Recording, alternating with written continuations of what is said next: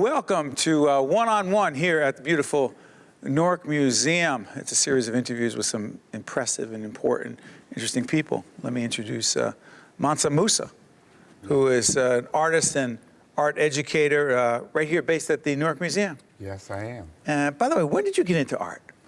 I never got into it. When I was conceived, I was an artist. I never became an artist. I was always an artist. Come on. I don't ever remember a time in my life when I wasn't an artist or making art. As a little kid? As a little kid, Growing the legend. Up where, Patterson? No, born in Patterson, but lived in Newark since I was 2. But I don't ever remember not making art. And in my family, the legend goes, when I was 2, I could draw with a pencil in a brown paper bag. So the thing is, you have to be in art. Yes. You had no choice. No choice. It was chosen for you. Yes. How about teaching? Was that part of the plan, whether you like it or not? You have to teach. Yes, because I'm a natural teacher. I naturally tell people what I know. Having something and a skill doesn't mean a whole lot to me unless you can give it to someone else. Because when you teach, you learn. I love to teach because I love to learn. So why don't you describe the kind of teaching you do here at the museum? Well, I've been teaching here for 27 years. I started out in the arts workshop. A friend of mine, Mark Morse, was teaching a hat making class. He passed. And Betsy Roble, who's the manager of the arts workshop, saw me. I took some pictures for her and I sent them to her. She saw some of the bags that I made. So when Mark couldn't do the workshop he was planning to do the next year, she asked me to do a bag making workshop. And that's how I started working here at the museum. So let me ask you something about that. I mean, we've met some extraordinary people here at the museum who are artists, who teach, who make a difference in the lives of so many people. For you, what's it like to interact, particularly with inner city young people who may not see themselves as artists, who may not have had the gift that you had growing up as young as you were, and the light bulb goes off and they realize they can do this? Well, here at the museum, one of the programs I work in is the Artist in Residence program. Artist in Residence. Artist in Residence, where I go into the public schools for 9 weeks. I teach children, and then they have a show here at the museum. The work is shown. The work is shown. My first experience in this building was when I was 17, when Nettie Thomas, my high school teacher at Weequahic High School, put my work in the Mayor's Teen Arts Festival. What was that like? That was a life-changing experience. How so? Because I created a painting about things that were happening in the community, and a mother was standing in front of my painting, holding her daughter's hand, talking about what was in the painting, what I put in the painting, and things that I didn't put in the painting. Did you hear her? I heard her. I still do. I listen. I eavesdrop. I'm Steve. I'm going to tell you the truth. I still, to this day, I stand behind people when they're looking at my work. I did it that first time that I was in a show. That changed my life. I understood that this talent I had also had this innate power that I didn't know about.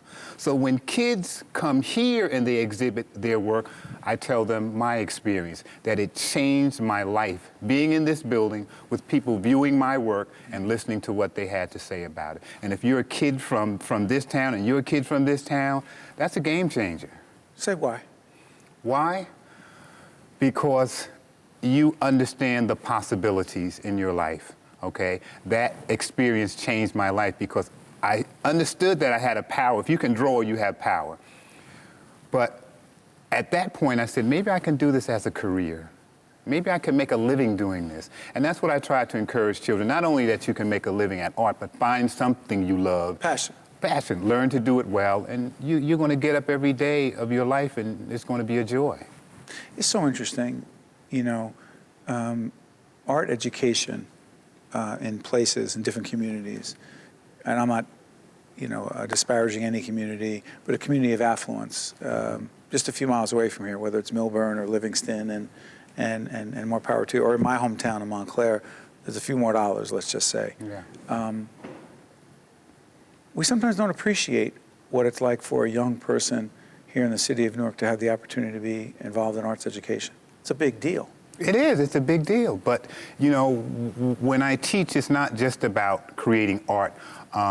Sometimes you talk to kids and you're making art with them. They say, Mr. M, it's not perfect. It's not perfect, but it's wonderful. I said, the important thing is that you're doing your best. Okay? That's the most important. It is. It's a self-esteem building. Sorry for interrupting.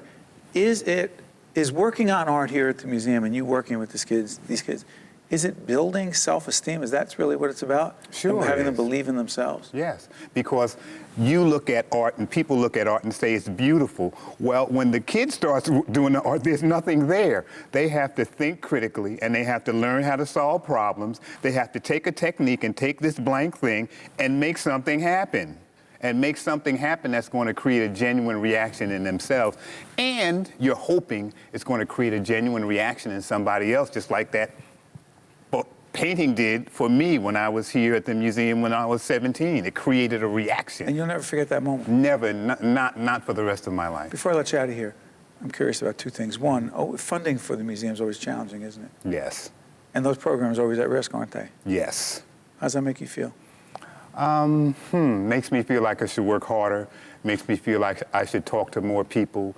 It makes me think about my experiences here and the thousands, literally thousands of children, teens, and adults that I've taught here, and wondering if I hadn't inspired them just a little bit, would that have made a difference in their lives? And if you can keep this going for 27 more years, hey, how many lives will you touch?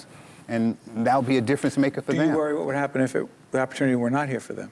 Yes. You do? Yes, I do. I mean, there's so many programs that I worked in here, the Junior Museum, Outreach Photography, they're not here anymore. A lot of the programs are not here. A lot of the program is not here because anymore. of, clearly, finances. Because of finances. Tough decisions that have to be made. Yes.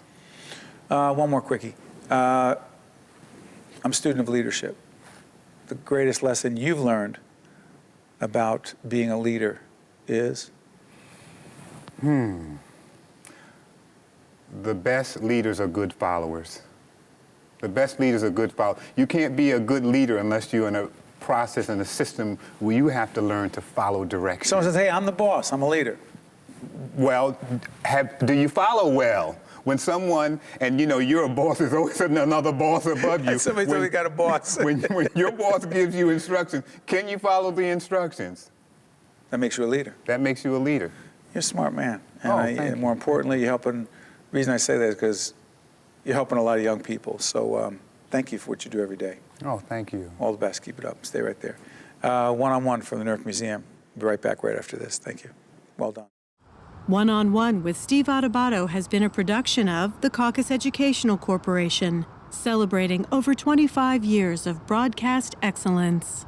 And by the Newark Museum, in cooperation with NJTV and 13 for WNET.